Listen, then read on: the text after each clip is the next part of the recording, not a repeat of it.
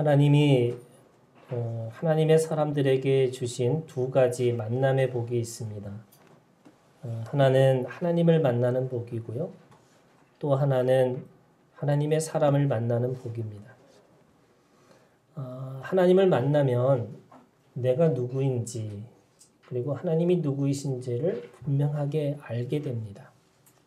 그 거룩한 존재 앞에 내가 피조물이고 내가 연약한 자고 내가 비천한 자인 것을 아는 거죠. 그러면서 동시에 내가 하나님의 선택받은 사람이고 하나님을 만났기 때문에 새로운 피조물이고 그리고 새로운 사명을 갖게 되는 것입니다. 땅의 사람이 하늘의 사람이 되는 거죠. 허물과 죄로 죽었던 사람이 영원한 생명을 소유한 사람이 됩니다. 도저히 사랑할 수 없는 사람을 우리가 사랑할 수 있는 사람이 되어지는 거죠. 이 변화, 어떻게 보면 하나님을 만난 사람들은 그 변화를 통해서 사명을, 부르심을 깨닫습니다. 그래서 상처가 사명이 되고요. 내가 어떤 일에 대해서 부담감이 있으면 그 부담감이 사명이 되는 것이고요. 내가 어떤 일에 대해서 너무나 즐겁고 기쁘다면 그것이 또한 하나님 앞에서 사명이 됩니다.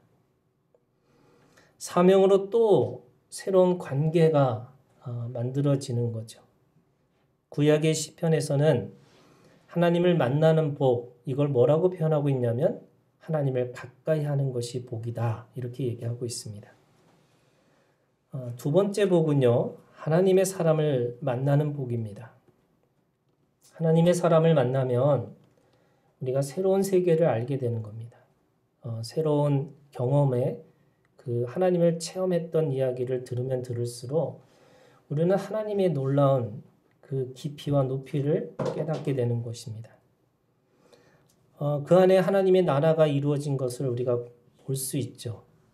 그 사람의 인생, 그 사람의 하나님의 그 경험을 통해서 하나님의 나라가 그 안에서 이루어지고 있구나라는 것을 보게 됩니다. 우리가 보면은 또 다른 차원의 세계를 경험하게 되는 거죠.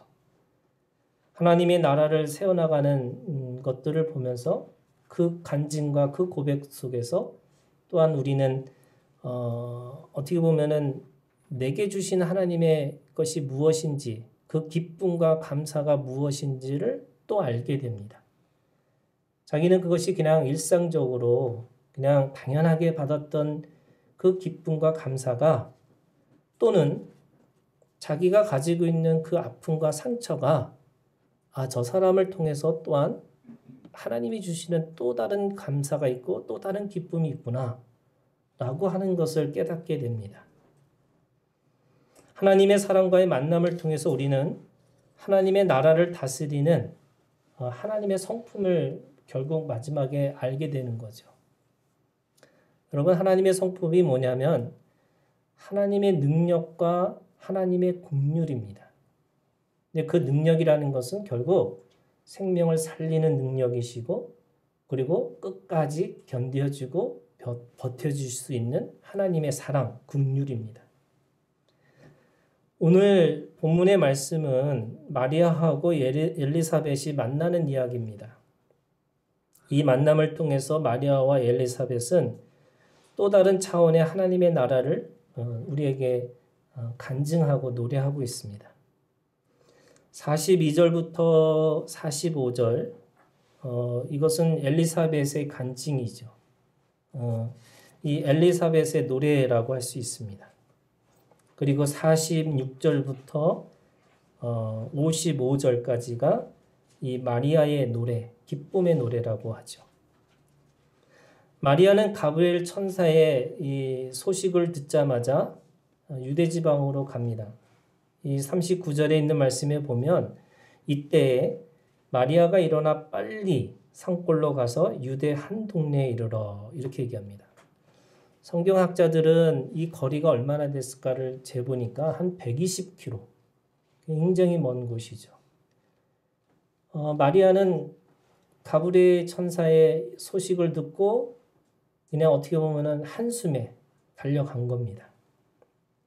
그렇게 떨어져 있는 곳을 향해서도 간 이유가 뭘까? 36절에 누가복음 1장 36절에 가브리엘 천사가 와서 마리아에게 너 아들을 낳을 거다라고 하니까 내가 남자를 모르는데 어떻게 아이를 갖습니까? 그랬더니 그 예를 36절에 가브리엘 천사가 이야기하는 겁니다. 뭐라고 그러냐면 보라 네 친족 엘리사벳도 늙어서 아들을 배었느니라. 본래 임신하지 못한다고 알려진 이가 이미 6달이 되었나니. 또 다른 곳에서 또 다른 하나님의 계획이 있었고 또 다른 기적과 신비가 그곳에 있다라고 가르치고 있습니다. 그런 소식을 이미 알고 있었기 때문에 마리아는 오늘 이 엘리사벳을 단숨에 달려가서 그를 만나게 됩니다. 어떻게 보면은 분명히 이 마리아는 38절에 마리아가 이르되 주의 여종이 오니 말씀대로 내게 이루어지다 하매 천사가 떠나가니라 이렇게 얘기했어요. 이걸 우리는 마리아의 신앙이라고 했죠. 아멘의 신앙입니다. 아멘 했죠. 어떻게 보면은 더 이상 자기가 말을 하지 않고 그것을 말씀을 그대로 받겠다고 더 이상 말하지 않겠다고 했는데 그럼에도 불구하고 엘리사벳을 만나러 갑니다.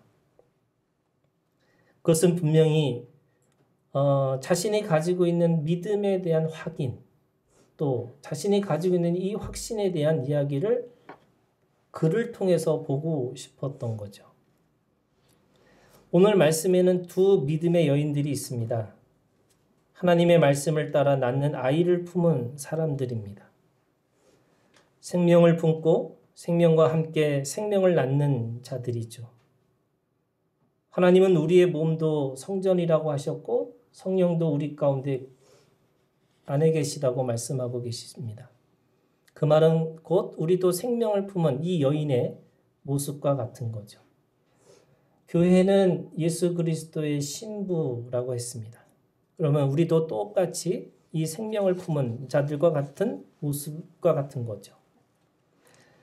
교회는 죽이는 그런 죽음의 계대의 족보를 가지고 있는 곳이 아니고 낳고 생명을 낳는 족보의 계대를 가지고 있는 하나님의 모임, 교회입니다. 그런 의미에서 영적인 생명을 품은 자, 성령을 품은 자, 말씀을 품은 자로 살아가는 자들이 교회의 성도들입니다. 누군가에게도 어떻게 보면 이 기적과 신비가 도대체 이해되지 않기 때문에 설명되지 않기 때문에 또 누군가에게 또 그것을 확인받고 싶은 것이 마리아의 마음입니다. 오늘 마리아를 맞이한 엘리사벳 이 두 여인의 이 만남을 통해서 어떻게 보면은 하나님이 어떻게 하나님의 나라를 준비하시고 일하셨는지를 우리에게 보여주고 있는 거죠. 두 여인에게도 똑같이 이 생명을 품은 것에 대해서는 똑같이 기쁜 소식입니다. 그 기쁨과 감사가 있습니다. 그런데 마리아하고 엘리사벳의 이 두 사람의 기쁨에는 비슷해 보이지만 아주 분명하게 다른 점이 있습니다. 다른 차원의 기쁨이라고 말할 수 있습니다. 둘 다 똑같이 기적이고 신비이지만 다릅니다. 엘리사벳의 복, 이걸 엘리사벳의 그 복의 기쁨이 저는 이제 이것을 1차원적인 기쁨이라고 이야기합니다. 1차원적인 기쁨의 복이 있습니다. 늙어서 아이를 베는 일은 개인적으로 굉장히 부끄러운 일이죠. 그런데 가문의 입장에서는 최고의 복입니다. 엘리사벳의 몸에서 낳을 아들은 가문을 잇는 계대의 상징이고 가문의 영광이고 모든 모욕과 수치가 한 방에 날아가는 최고의 기쁜 소식입니다. 그래서 성경에 그 율법을 따라가는 의인이었지만 아들이 없다는 사실 때문에 그는 말할 수 없는 고통, 말할 수 없는 낙담을 경험하고 있었습니다. 그런데요, 아들을 낳는다라고 하는 이 소식과 이 아들을 잉태하는 이 모든 것들은 어떻게 보면 자신이 가지고 있는 그 모든 모욕과 수치를 한 방에 날려버릴 수 있는 최고의 사건입니다. 하나님이 우리에게도 이런 기쁨을 주실 때가 있죠. 어렵고 힘든 일을 했지만 아무런 성과를 얻지 못하는 경우가 있습니다. 그런데 또 뜻하지 않게 우리에게 기적과 신비 같은 선물을 우리에게 주실 때가 있습니다. 그래서 우리는 이 선물이 모든 서름과 모든 아픔에 대한 보상으로 느껴집니다. 그런데 이 기쁨이 자신의 노력과 자신의 열심의 결실로 일한 선물이라고 생각하는 부분들이 있습니다. 그래서 기쁘지만 내면의 깊은 곳에서는 자신이 가진 그 무엇에 대한 하나님의 보상이라고 생각하는 부분들이 있죠. 저는 그렇기 때문에 이 기쁨을 어떻게 보면 1차원적인 기쁨이라고 말할 수 있습니다. 그냥 자신에게 바로 기쁜 소식으로 오는 것입니다. 근데 여러분, 마리아의 기쁨은 좀 다르죠. 46절부터 55절까지 마리아의 노래를 들으면 마리아에게도 이것은 기쁨이라고 얘기합니다. 그죠? 47절에 내 마음이 하나님 내 구주를 기뻐하였음은 기쁘다는 겁니다. 그런데 이 기쁨은 사실은 엘리사벳과는 사뭇 다릅니다. 남자를 알지 못하는 여인에게 아이를 낳는다는 것은 기쁨이 아니기 때문에 그런 거죠. 그 소식은 개인적으로나 가문으로나 다 절망이고 너무나 낙담할 수밖에 없는 소식입니다. 또 이 엄청난 모욕과 수치를 감내해야 되는 일입니다. 죽음의 공포가 밀려올 것입니다. 도저히 자신의 몸으로는 감당할 수 없는 일이 벌어졌습니다. 분명히 주의 여정이오니 그 말씀대로 내게 이루어질 것입니다. 라고 아멘은 했지만, 그래서 마침표는 찍었지만, 이 이해되지 않고 설명되지 않는 이 사건이 정확하게 무엇인지를 모릅니다. 모름의 상태가 어떻게 보면 더 힘든 거죠. 분명하지 않고 모호하고 불투명합니다. 그렇기 때문에 그는 친족 엘리사벳에게 도움을 요청하러 간 거죠. 분명히 그도 어떻게 보면 그 기적과 신비, 생명의 잉태를 그에게도 보여줬다고 말씀했기 때문에 그런 겁니다. 마리아는 달려가면서 그런 생각했겠죠. 120km라는 것은 하루아침에 달려갈 수 있는 길은 아닙니다. 어떻게 보면 그렇게 달려가면서 왜 자신에게 이런 일이 일어났는지를 알아보고 싶었을 겁니다. 그때 엘리사벳이 위대한 고백으로 마리아를 그 모든 절망과 낙담으로 날려보내는 거죠. 그 말씀이 43절입니다. 42절에 큰 소리로 불러 이르되 여자 중에 네가 복이 있으며 네 태중에 아이도 복이 있다 라고 하면서 43절 어떻게 보면 위대한 고백을 합니다. 나이가 많은 여인이 가장 어린 그 어떻게 보면 10대의 그 여인에게 내 주의 어머니라고 고백하고 있는 겁니다. 태중의 아이가 그리스도이고 그 아이를 품고 있는 마리아를 향해서 내 주인의 내 하나님의 어머니라는 신앙의 고백을 합니다. 마리아는 이 고백을 듣고 자신의 그 가지고 있는 불안과 근심이 무엇인지, 왜 그것이 일어났는지를 분명하게 알고 있었습니다. 분명하게 알고 있었던 이유는 46절부터 55절까지의 이 찬양 속에 있는 거죠. 위대한 생명을 품은 자의 염려와 근심은 구원을 이루는 근심이었고 하나님 나라를 위한 그 염려였다는 것을 알고 기뻐합니다. 저는 이것이 2차원적인 기쁨이라고 얘기합니다. 염려와 근심으로 왔지만 분명히 좋은 소식이 아닙니다. 그러나 그것이 가장 위대한 그 기쁨의 시작이 되었다고 말씀하고 있습니다. 이것이 우리가 추구해야 하는 기쁨이죠.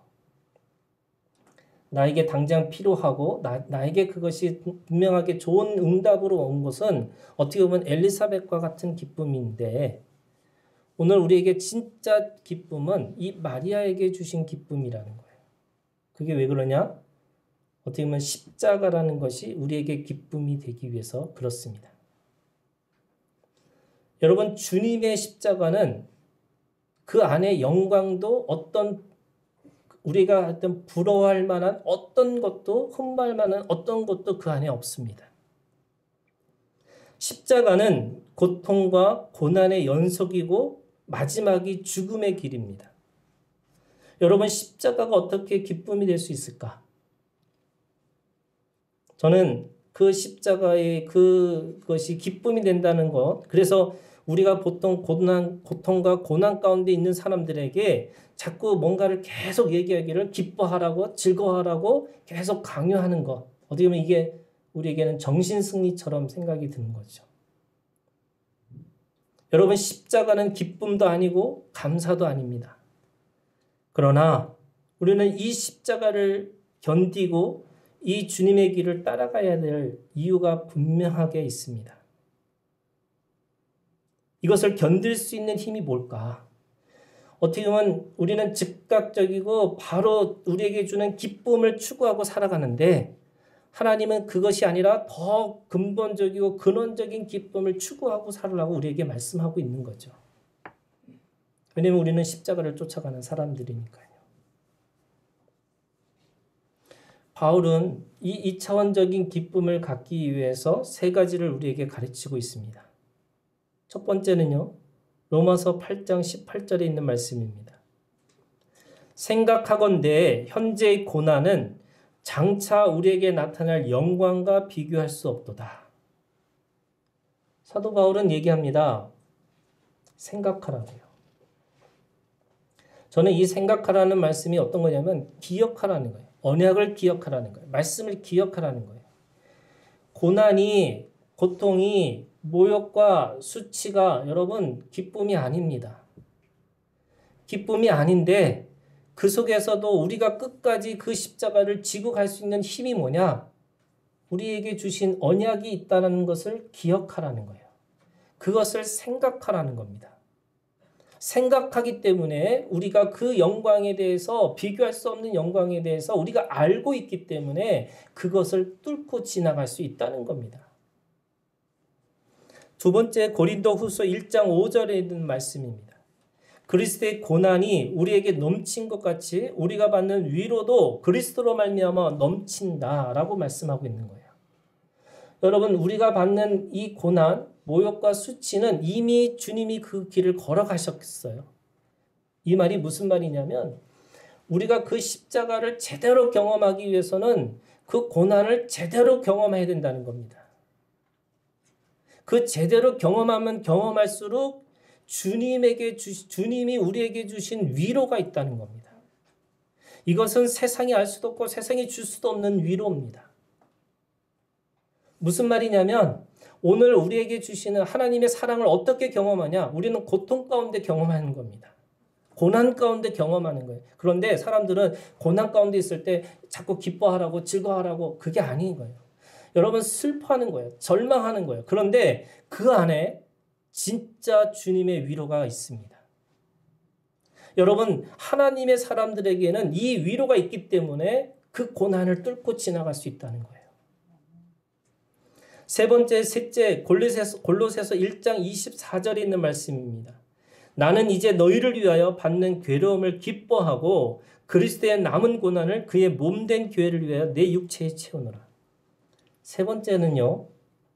주님이 왜 고난을 걸어가셨냐? 주의 백성을 위해서 그 길을 걸어가셨다는 거예요. 오늘 우리가 그 고난을 받는 이유가 뭐냐?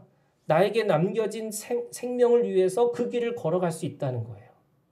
누군가의 성장과 누군가의 성숙을 위해서 내가 그 고난을 뚫고 지나갈 수 있다는 겁니다.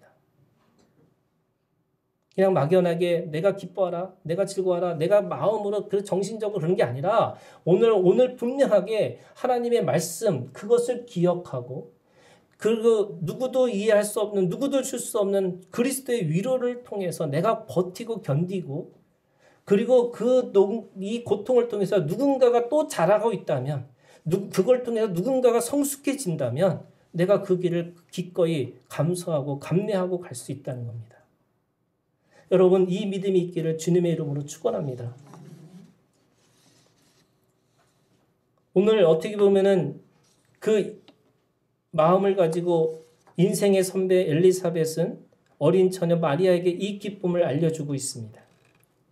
45절에 주께서 하신 말씀이 반드시 이루어지라고 믿은 그 여자에게 복이 있도다. 여러분, 그 여자의 복을 우리도 똑같이 누리고 있어야 되는 거죠. 여러분, 마리아가 분명히 얘기했죠. 어떻게 보면 그 달려가는 그 마음 속에서부터 축복을 듣고 마음이 강건해지고 모호했던 마음이 분명해져서 이제는 그가 입으로 자기가 노래를 합니다. 하나님이 어떤 분이신지를 분명하게 고백하고 있습니다. 그것이 46절부터 55절에 있는 말씀이에요. 이 찬양 속에, 이 노래 속에는 두 가지의 어떻게 보면 하나님의 가지고 있는 그 나라의 원리들이 있는데, 첫 번째가 하나님의 능력입니다. 그것이 생명의 능력이라고 그랬죠. 오늘 이 능력을 보고 있습니다. 여기 말씀해 보면은 교만한 자를 흩으시고 권세 있는 자를 그 위에서 내리치고 비천한 자를 높이고 줄인 자를 배불리 먹이고 부자는 빈손으로 보내신 생명의 능력, 이렇게 얘기합니다. 이 생명의 능력이 하나님의 나라라는 거죠. 하나님의 나라에서 죽은 자가 다시 생명을 얻을 것이고 고난받는 자들이 다시 기쁨의 노래를 부를 것이고 거짓과 불의는 반드시 심판받을 것이라고 하는 내용입니다. 오늘 그 축복, 내가 하나님 나라에서 내가 얼마나 큰 복을 누릴 수 있는 자라는 것을 아는 순간에 하나님의 능력이 보이는 겁니다. 그런데 그 능력이 두 번째가 뭐라 그랬어요? 긍휼입니다. 하나님의 나라의 주인은 긍휼하신 하나님이라는 것을 알게 됐습니다. 긍휼이라는 게 뭐냐면 하나님의 성품입니다. 우리는 하나님의 능력과 하나님의 그 성품인데, 하나님의 능력과 그 긍휼이라고 하는 것 속에서 하나님의 능력이 왜 어떤 능력이냐? 왜 그것이 생명을 살리는 능력이냐? 긍휼의 마음 때문에 그렇습니다. 왜 누군가를 흩으시고 내리치시고 빈손으로 보내는 이유가 뭐냐? 하나님의 긍휼이에요. 하나님은 긍휼의 마음으로 이스라엘을 도와주고 있습니다. 양의 어떻게 보면 목자로서 그 양의 목자가 막대기와 지팡이로 그 양을 인도하는 것처럼, 지팡이는 인도하는 거고요, 막대기는 지키는 거예요. 그 인도하고 지키는 걸 통해서 하나님은 반드시 그의 백성들을 올리시고 높이신다고 말씀하고 있는 겁니다. 그것이 오늘 이 마리아의 고백입니다. 아브라함에게 하신 약속을 기억하면서 그 약속대로 영원히 끝까지 지켜주시겠다라고 하는 말씀, 그게 하나님의 성품 긍휼의 마음이라는 거죠. 마리아는 하나님께서 이 긍휼의 마음으로 오늘도 다스리고 계시다는 것을 알게 되었습니다. 그 여자의 복이 있다. 그랬더니 오늘 노래에서 뭐라고 그랬냐면 48절에 이렇게 얘기합니다. 그의 여종의 비천함을 돌보셨습니다. 보라, 이제 후로는 만세의 날을 복이 있다 일컬으로다. 그 여인의 복이 뭐냐면 만세의 복입니다. 우리가 어떻게 보면은 이 마리아가 가지고 있는 복, 이 여인의 복이 만세의 복이라는 게 도대체 뭘까? 여러분, 이 만세의 축복이 사실은 이 다윗에게 주신 영원한 다스림의 그 약속, 언약이었습니다. 이 만세의 복은요, 어떻게 보면은 오늘 우리가 읽은 이 룻기 말씀에 같이 이어져 있습니다. 다윗의 축복은 보잘것없는 이방 여인 이 룻으로부터 시작된 역사입니다. 여기에 만세의 복, 영원한 복의 여인이 이 룻의 신앙, 룻의 노래를 통해서 마리아의 신앙의 노래와 정확하게 일치하고 있습니다. 우리가 읽은 이 룻기 4장 13절부터 17절의 말씀에 보면 이 여인의 복, 만세의 복을 이루고 살기 위해서 믿음의 사람을 만나야 되는 것을 우리가 알고 우리에게 가르치고 있습니다. 마리아가 엘리사벳을 만나요. 엘리사벳이 마리아를 만납니다. 근데 여러분, 이 만남이 단순한 만남이 아니에요. 어떻게 보면 우리가 하나님의 사람을 만난다는 것이 그냥 그런 사람을 만나는 게 아니고요. 하나님의 나라를 보게 하고 하나님의 나라를 함께 이루어가는 힘이 되는 겁니다. 마리아가 마리아로서 살기 위해서는 반드시 엘리사벳을 만나야 되는 거예요. 오늘 그 만남에 대한 세 사람을 만나야 된다고 오늘 이 룻기에서 우리에게 말씀하고 있습니다. 여러분, 이 룻기를 잘 아시죠? 이 룻기는 어떻게 보면 나옴이라고 하는 기쁨의 여인의 이야기입니다. 그죠? 이 룻은 사실은 이 나오미의 가족들이 먹을 것이 없어서 가뭄이 들어서 베들레헴을 떠나서 자기 고향을 떠나서 이방의 땅으로 갑니다. 그 이방의 땅에 가서 이방 여인들을 만나서 결혼을 하는 거죠. 아들들이. 근데 여러분, 이방 여인들을 만나서 결혼한다는 것은 어떻게 보면 그 가정이 무너지고 어떻게 보면 최악의 무너진 상태라고 이야기하고 있습니다. 근데 그렇게 무너지는 것뿐만 아니라 어디까지 갔냐면 남편이 죽어요. 아들 둘이 죽습니다. 다시 말해서 여인 셋만 남은 거예요. 며느리 둘에다가 이 나옴이라고 하는 이 여인. 그래서 이 여인이 베들레헴에 다시 돌아왔을 때에 자기 이름을 나옴이라고 기쁨이라고 말하지 않겠다고 얘기해요. 그래서 마라라고 얘기합니다. 마라라는 게 괴로움이라는 거예요. 어쩌면 이 여인은 1차적인 기쁨을 누리고 살다가 낙담해서 그래서 이제는 자기 인생의 가장 최고의 이름, 마라라고 하는 이름을 가지고 살겠다고. 자기 인생에서는 기쁨이 없다라고. 그렇게 절망의 소리를 하고 자기 고향으로 돌아오는 겁니다. 그런데 우리가 읽은 이 룻기 4장에 있는 말씀에 보면 이 마라라고 하고 자기를 불렀던 그 나오미가 자기 인생에서 다 회복되는 이야기로 그려져 있습니다. 그런데 그 회복되는 그 속에 세 사람을 얘기하고 있어요. 첫 번째, 오늘 말씀에 보면 15절이에요. 룻기 4장 15절에 이는 내 생명의 회복자다라는 거예요. 이 아기가 룻을 통해서 나온 그 아기가 나오미의 회복자라고 사람들이 말하기 시작한 겁니다. 여러분, 이 아들이 어떻게 보면 나오미하고는요, 피 한 방울도 섞이지 않은 손자예요. 그죠? 그 아들은 며느리 룻과 기업 물을 자 보아스 사이에서 낳은 아들이기 때문에 그렇습니다. 그러나 나오미는 그 아들을 자신의 명예를 회복하고 자신의 가문을 세우는 아들이라고 고백하고 있습니다.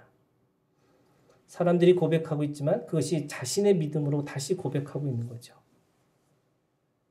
이게 왜 그렇게 될까? 자기하고 피를 하나도 섞이지 않은 그 아들, 손자를 통해서 어떻게 그 나오미가 회복자가 될 수 있을까? 저는 그것은 룻기 1장 16절에 있는 말씀으로부터 시작한다는 거예요.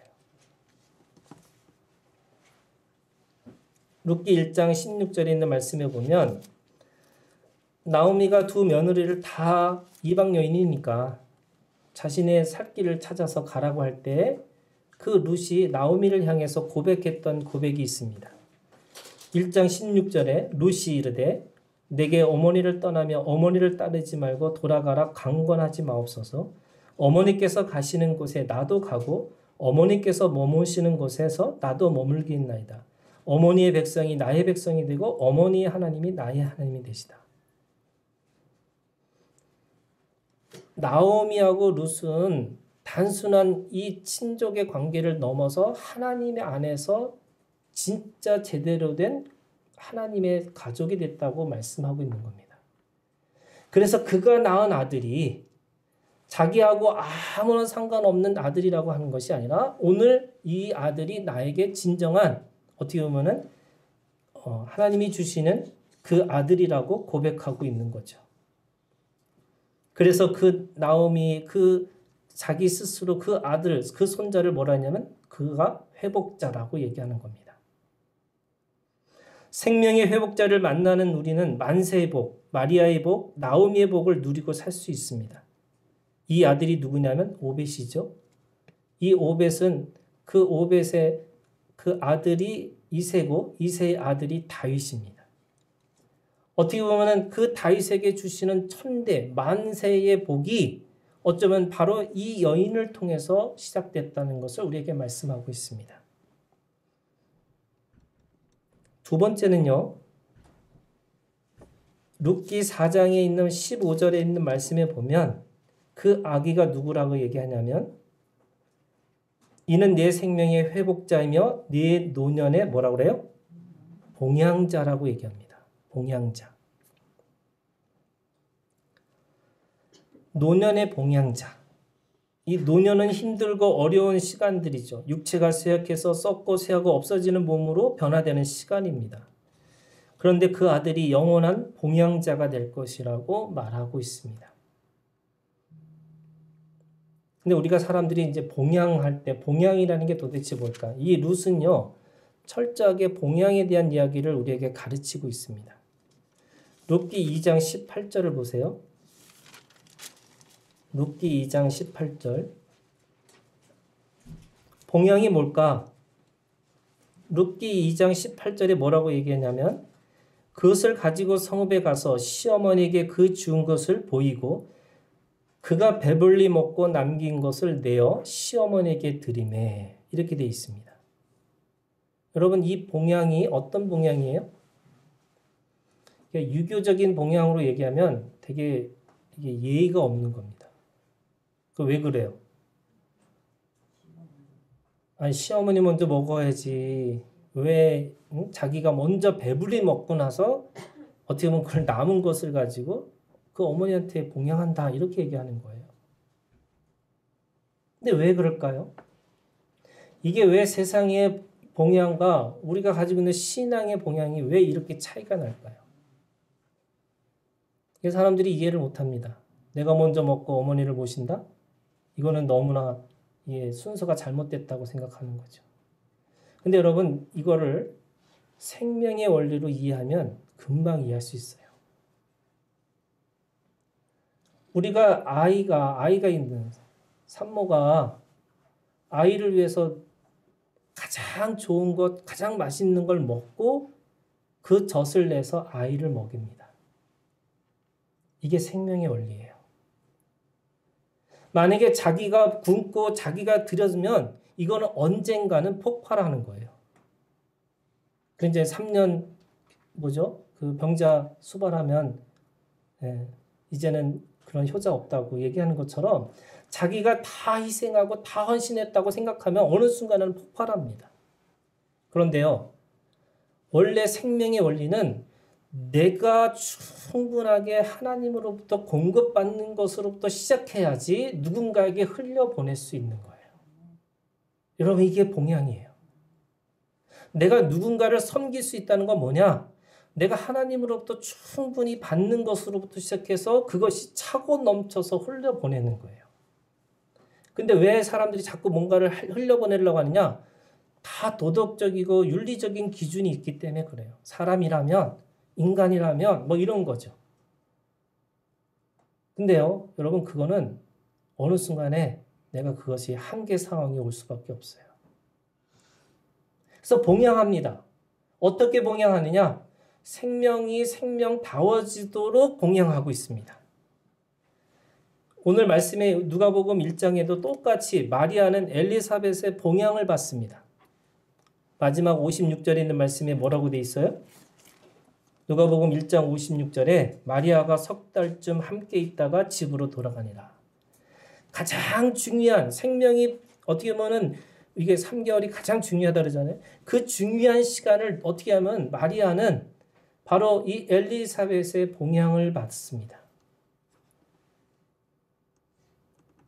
그 봉양은 민폐이거나 자신의 것을 잃어버린 봉양이 아니었을 거죠. 언약의 봉양이고 말씀에 기대서 하는 봉양이고 생명의 봉양입니다. 여러분 성령님은 우리의 최고의 봉양자죠. 우리 안에서 우리를 위해서 대신 울어주고 기뻐하고 돕는 배필로 우리를 봉양하고 있는 분이 성령님입니다. 주님이 죽으시고 우리를 고아처럼 내버려 두지 않으시고 우리를 돕는 배필로 봉양자로 우리 속에 성령님을 두셨다고 말씀하고 있습니다. 여러분, 우리는 노년을 준비하는데 최고의 방법은 이 봉양자를 준비하는 거예요. 우리가 힘들고 어려울 때일수록 서로에게 봉양자의 삶으로 살아가야 되는 거죠. 이 봉양자를 만나는 것이 어떻게 보면 최고의 노후 대책입니다. 마지막으로 16절에 있는 말씀에 보면 룻기 4장 16절 나오미가 아기를 받아 품에 품고 뭐라고 그랬어요? 룻기 4장 16절 그의 양육자가 되어주겠다고 결심합니다. 자, 아이가 어떻게 보면 그 아이가 나에게서 가장 중요한 어떻게 보면 회복자고 그리고 그 봉양자라고 하는데 회복자와 봉양자가 되기 위해서 내가 그것을 끝까지 지켜내는 양육자가 되겠다고 말씀하고 있는 겁니다. 이 양육자가 되어주는 신앙이죠. 여러분, 이것이 엘리사벳의 신앙이었고 마리아의 신앙이었습니다. 만세의 복은 어떻게 받느냐? 하나님의 생명을 품은 자가 만세의 복을 받습니다. 그것이 비록 고통이랄지라도 큰 대가를 치른다고 할지라도 자원하는 마음으로 양육의 대가를 치러야 합니다. 이것이 하나님 아버지의 마음이죠. 하나님 아버지는 자신의 아들을 내어줌으로 자신의 백성의 생명을 양육하셨습니다. 이것이 마리아의 복입니다. 양육자가 됨으로 마리아는 주님의 어머니가 되었고 나오미는 다윗의 계대를 이어준 생명의 어머니가 되었습니다. 여러분, 양육하는 생명의 고백이 있기를 주님의 이름으로 축복합니다. 아들을 낳고 아들을 양육하고 아들의 계대를 이어주는 역할이 우리에게 주어진 책임이죠. 여러분, 룻기에서 가장 중요한 신앙이 뭐냐면 고엘이에요. 고엘 신앙이라는 게 있습니다. 그 고엘의 신앙이라는 게 뭐냐면 친족의 어려움과 친족의 그 빚을 대신 갚아주는 기업 물을 자라고 하는 그 이스라엘 백성들을 하나님이 하나님의 백성들로 키우시기 위한 신앙의 모습이 고엘의 신앙입니다. 근데 고엘의 신앙이 뭐냐? 책임을 지는 거예요. 오늘 엘리사벳은 하나님 앞에서 마리아를 맞이하는 그 마음이 무슨 마음이냐면 고엘의 신앙입니다. 마리아가 자신의 아기를 품고 있는 이 품는 그 마음이 뭐냐면 고엘의 신앙입니다. 어떻게 보면은 회복자가 되고 봉양자가 되고 양육자가 되는 그 마음이 뭐냐? 고엘의 신앙입니다. 그게 보아스의 신앙이죠. 그런 의미에서 오늘 이 고엘의 믿음을 가지고 사랑의 책임을 가지고 살아가는 것. 내 안에 생명이 있어요? 여러분, 이 생명이 나올 때까지 그 생명을 날 때까지 여러분 그 안에서 어떻게 보면 하나님 앞에 견디고 버티고 책임을 지어야 되는 겁니다. 그것이 어떻게 보면 내 생명의 회복자를 만나야 되는 이유고 내가 봉양자를 만나야 되는 이유고 그래서 내가 오늘 양육자의 책임을 가지고 살아가는 겁니다. 만남이 신비죠. 여러분, 만남이 기적입니다. 하나님을 만난 자는 생명을 받은 자입니다. 그 생명을 잘 보존하기 위해서 우리는 회복자를 만나야 되고 봉양자를 만나야 됩니다. 그 만남으로 우리는 우리에게 주어진 생명을 양육할 수 있는 힘과 능력이 생깁니다. 주님을 만나고 돕는 성령님의 인도하심을 받고 그 생명의 양육자의 책임을 가지고 살아가는 하나님의 사람, 이 복된 사람, 만세의 복을 노래할 수 있는 하나님의 사람으로 살아가는 우리 하나교회 우리 성도들이 되시기를 주님의 이름으로 축복합니다. 기도하겠습니다.